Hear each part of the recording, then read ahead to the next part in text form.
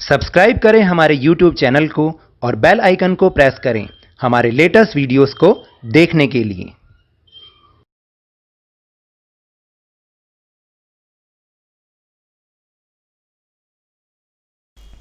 Hello and welcome to Lavneesh sir की class.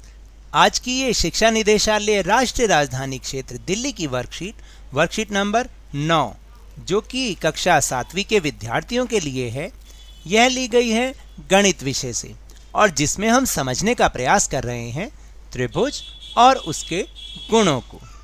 क्योंकि आपको तो याद है कि पिछली वर्कशीट में भी हमने इसी टॉपिक पर चर्चा की थी, जिसमें हमने समझा था कि त्रिभुज होता क्या है, त्रिभुज बनता कैसे है, उसके अंदर के भाग क्या होते हैं। आज इस वर्कशीट में हम इसी के बारे में थोड़ा सा और जानेंगे। तो चलिए शुरू करते हैं मेरे साथ और समझने का प्रयास करते हैं। उस त्रिभुज का नाम बताइए जिसकी तीनों भुजाएं बराबर होती हैं। तो देखिए, उस त्रिभुज का नाम है समबाहु त्रिभुज। क्या बोलते हैं? समबाहु त्रिभुज। तो मैंने यहाँ पर लिखने की भी कोशिश की है, इसको कहते हैं समबाहु त्रिभुज। फिर इसके बाद ये है कि क्या आप किसी ऐसे त्रिभुज के बारे में जानते हैं जिसकी दो भुजाएं बराबर होती हैं? यदि हाँ, तो ऐसे त्रिभुज का नाम बताइए। तो देखिए, जब सारी भुजाएं बराबर हों तो समबाहु, और जब दो भुजाएं बराबर हों तो जी हाँ, उनको हम समद्विबाहु। यहाँ पे थोड़ा सा गलत लिखा हुआ है, इसको हम समद्विबाहु नहीं कहते, इसको हम कहते हैं समद्वि। द्वि का मतलब क्योंकि दो होता है ना संस्कृत में, इसलिए समद्विबाहु त्रिभुज कहते हैं। तो अब आपको समझ में आया कि जो समद्विबाहु त्रिभुज होता है उसकी दो भुजाएं आपस में बराबर होती हैं। अब समद्विबाहु त्रिभुज के कोणों में क्या संबंध होता है, आइए एक क्रियाकलाप के द्वारा जानते हैं। सबसे पहले आपको क्या करना है कि एक कागज द्वारा त्रिभुज XYZ को इस प्रकार काटें कि जिसमें XY और XZ दोनों भुजाएं, यानी अर्थात आपको दो बराबर भुजाओं वाला एक त्रिभुज काटना है। देखिए, जैसे यहाँ पर ये चित्र दे रखा है, आपको इस तरह से एक त्रिभुज काटना है जिसमें जो ये XY वाली साइड और XZ वाली साइड ये बराबर होनी चाहिए। अब आप इस प्रकार त्रिभुज को मोड़िए कि शीर्ष Y शीर्ष Z पर आ जाए। यानी शीर्ष कौन से होते हैं ये तो हमें पता है ना, शीर्ष होते हैं ये X,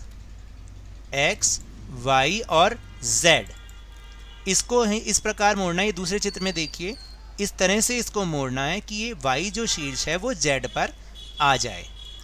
अब आप पाएंगे कि Y तथा Z दोनों एक दूसरे को पूरी तरीके से ढक लेते हैं, अतः इन दोनों कोणों को आधार कोण कहते हैं। और ये भी हम जानते हैं कि त्रिभुज में तीन कोण भी होते हैं। जैसे आप ये देखिएगा यहाँ पर कोण X, कोण Y और कोण Z। जब आप इसको मोड़ेंगे ना बीच में से, तो Y कोण Z को पूरी तरीके से ढक लेता है। जब ऐसा होता है तो हम उसको आधार कोण कहते हैं तथा यह एक दूसरे के बराबर होते हैं। तो ये बात हमेशा याद रखिएगा। तो भुजा XY और XZ को त्रिभुज XYZ की समभुजाएं कहते हैं, क्योंकि ये दोनों की दोनों बराबर हैं। तो इसलिए हम कह सकते हैं कि किसी त्रिभुज में बराबर भुजाओं के सामने वाले कोण यानी सम्मुख कोण आपस में बराबर होते हैं। फिर एक और क्रियाकलाप, कागज से एक त्रिभुज ABC काटें और इसके कोणों को कोण 1, कोण 2 और कोण 3 का नाम दें। बिल्कुल ठीक इसी तरीके से जैसे कि इस चित्र में दिखाया गया है। अब आपको क्या करना है कि फिर कोणों को भी अलग अलग काट दें। अब आपका त्रिभुज 3 टुकड़ों में विभाजित हो जाएगा। अब इन तीनों टुकड़ों को साथ में दिखाए गए चित्र के अनुसार एक सीधी रेखा में रख दें या जमा कर दें। जैसा कि आप देखेंगे ये चित्र नंबर 2 में बना हुआ है। तीनों कोणों को काट के इस तरह से एक सीधी रेखा में रखना है। तो आप देखेंगे कि यह तीनों कोण मिलकर एक सरल कोण बनाते हैं। सरल कोण का मतलब जो 180 डिग्री का होता है। तो अतः हम कह सकते हैं कि त्रिभुज के तीनों कोणों के जो अंतः कोण होते हैं, जो त्रिभुज के तीनों अंतः कोण होते हैं, उनका योग 180 डिग्री होता है। अब नीचे दिए गए माप के त्रिभुजों को खींचिए कागज की पट्टियों का उपयोग करके। जैसे 2 सेंटीमीटर, 3 सेंटीमीटर और 5 सेंटीमीटर होने चाहिए। या फिर दूसरा जो त्रिभुज है उनकी भुजाएं 3 सेंटीमीटर, 6 सेंटीमीटर और 7 सेंटीमीटर होना चाहिए। और तीसरा त्रिभुज 6 सेंटीमीटर, 3 सेंटीमीटर और 2 सेंटीमीटर होना चाहिए। तो आप पाएंगे कि आप केवल उन्हीं त्रिभुज की रचना कर सकते हैं जिनमें दो भुजाओं की माप का योग तीसरी भुजा की माप से अधिक था।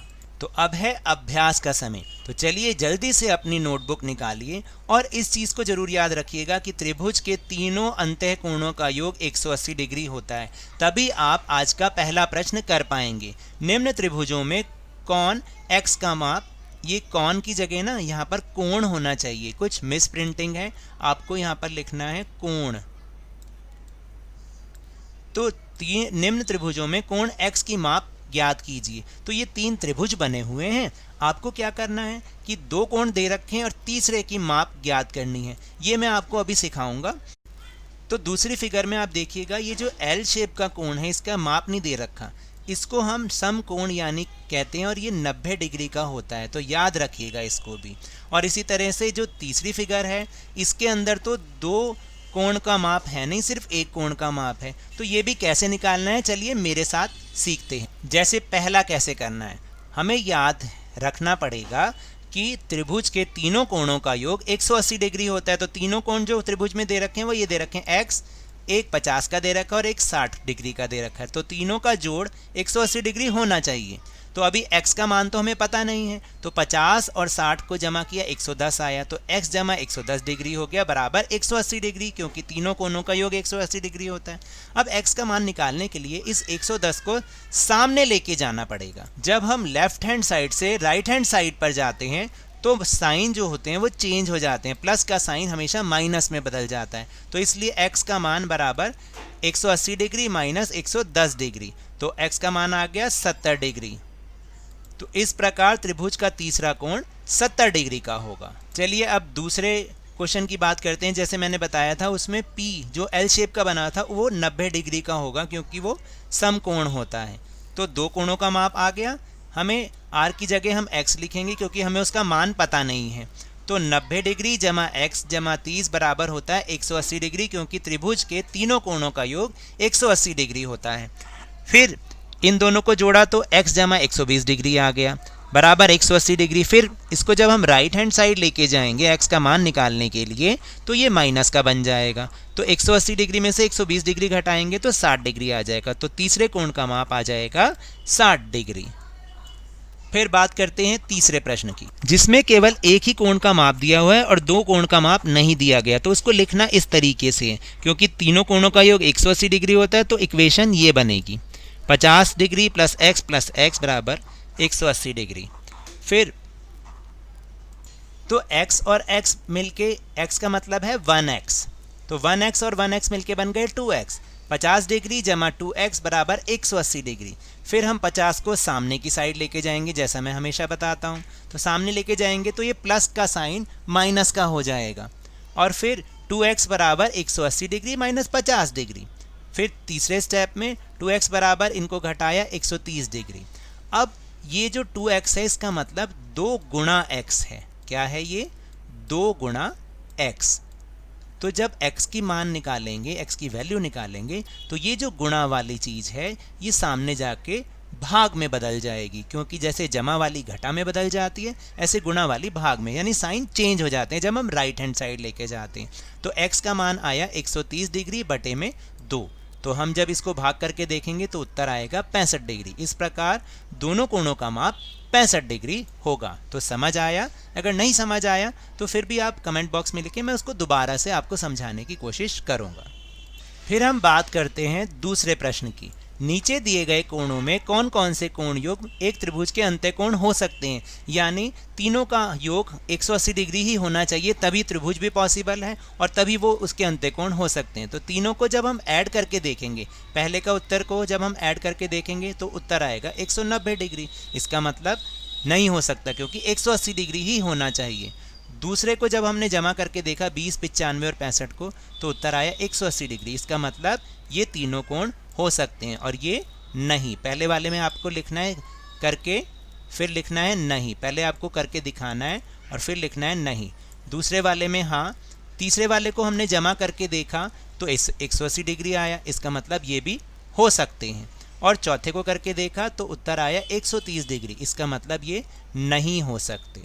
तो अब आपको समझ में आया कि कैसे करना है।